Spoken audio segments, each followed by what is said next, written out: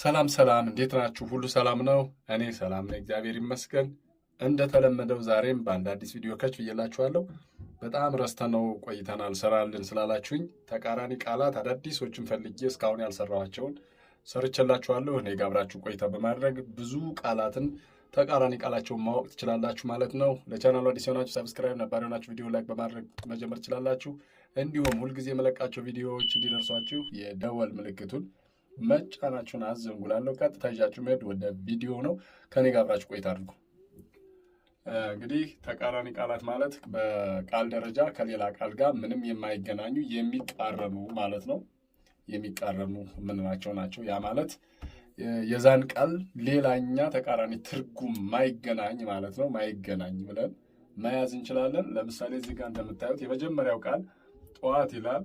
ጠዋት ማለት ሞርኒንግ ነው። ማታ ማለት ደግሞ ምሽት ነው። ስለዚህ ሁለቱም ቃላት አይገናኙም። ስለዚህ እነዚህ ሁለት የማይገናኙ ቃላት ነው ተቃራኒ የምንላቸው። ሰማይና ምድር ይላል ሰው። አሁን ሰማይና ምድር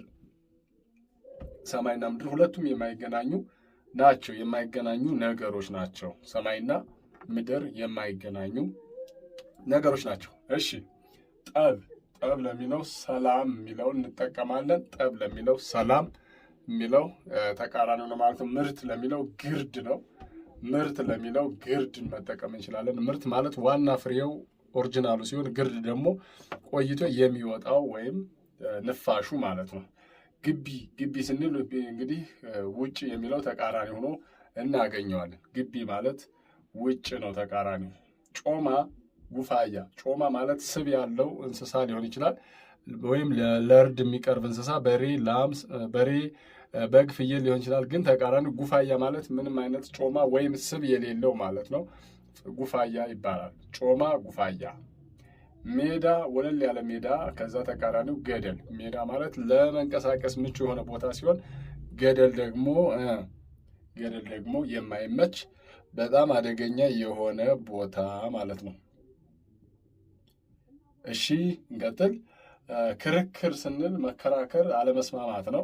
ነገር ግን ተቃራኒው ስምሙ ወይም ስምምነት ይሆናል። ስምሙ ወይም ስምምነት ይሆናል ማለት ነው። ስምምነት የሚለውን መጠቀም ይችላል። ቀልድ ከቀልድ የተሻለ ቁም ነገር ተቃራኒ ሆኖ እናገኘዋለን። ቀልድ ቁም ነገር ወይም ቁም ነገርን ከወራነ ቀልድ ይሆናል ማለት ነው። ስለዚህ በሬ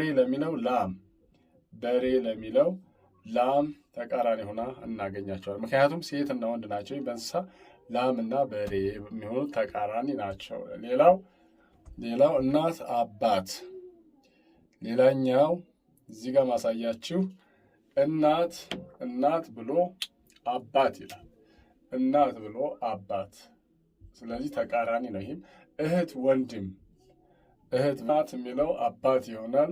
እናት የሚለው አባት፣ እህት የሚለው ወንድም፣ ጊደር የሚለው ወይፈን። ጊደር የሚለውን እንግዲህ ያላደገች ላም ማለት ነው፣ ወይም ላም ያልሆነች ገና በማደግ ላይ ያለች። በሬ ያልሆነ ጥጃ ከፍ የሚል ወይፈን እንለዋለን፣ ወይም ደግሞ ለመታረስ የደረሰ ማለት ነው። በዚህ በምገልጽላችሁ ቋንቋ ቀይ ማለት ተቃራኒው ጥቁር ነው። አንዳንዴ ነጭ ይላሉ ሰዎቹ። ነጭ አይሆንም። የቀይ ተቃራኒው ጥቁር ነው። ንፉግ ማለት ቸር ነው። ንፉግ ማለት ቸር ወይም ለጋስ ነው። ንፉግ አንድ ሰው በጣም ስስታም ከሆነ ንፉግ ልንለው እንችላለን። ነገር ግን ቸር ወይም ለጋስ የሚለውን መጠቀም ይችላል። ለጋስ ነው ማለት ትችላላችሁ። ለጋስ የሚለው ይገልጸዋል። ንፉግ ነው፣ ለጋስ ነው። ስስታም ነው፣ ግን ስስታም ከሆነ ተቃራኒው ለጋስ ይሆናል ማለት ነው። እሺ፣ ግቢ፣ ውጪ እዚህ ጋር ጽፈነዋል። አክቹዋሊ ጠባብ፣ ሰፊ። ጠባብ ነገር ተቃራኒው ሰፊ ይሆናል ማለት ነው።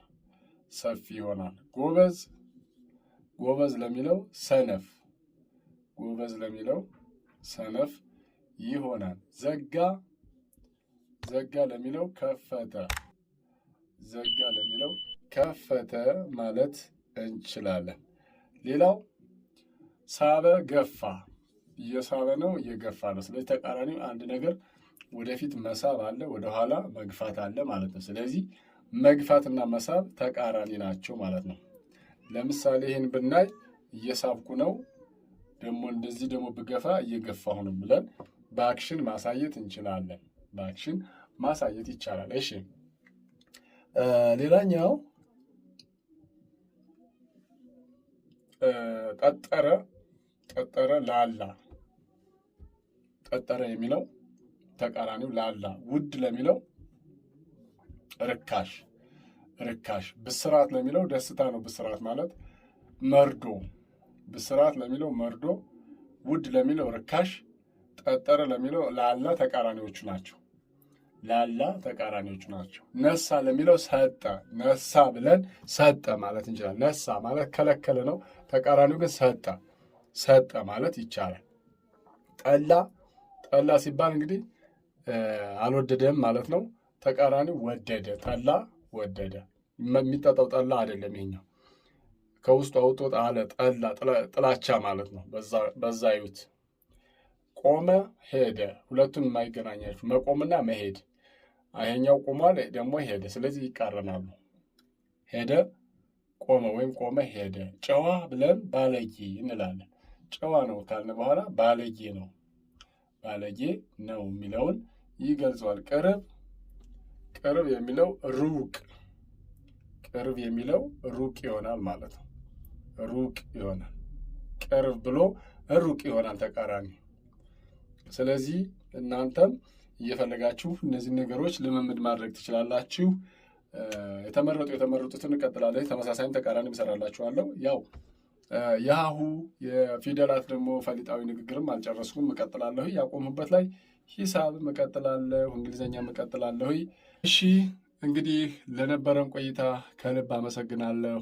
እናንተም ሳብስክራይብ እያደረጋችሁ ቻናሌን ስለምታሳድጉ እወዳችኋለሁ።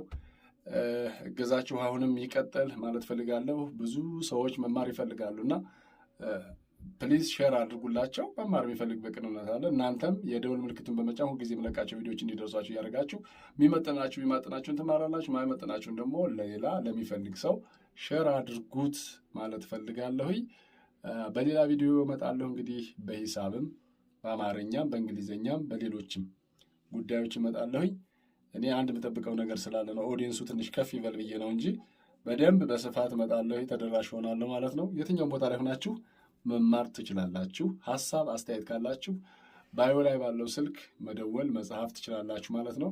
መማር የምትፈልጉ በተለይ አማርኛና እንግሊዝኛ ቋንቋ በአጭር ቀን ለመማር የምትፈልጉ ቴክስት አድርጉልን። 24 ሰዓት ኦንላይን ነን። ይመቻችሁ።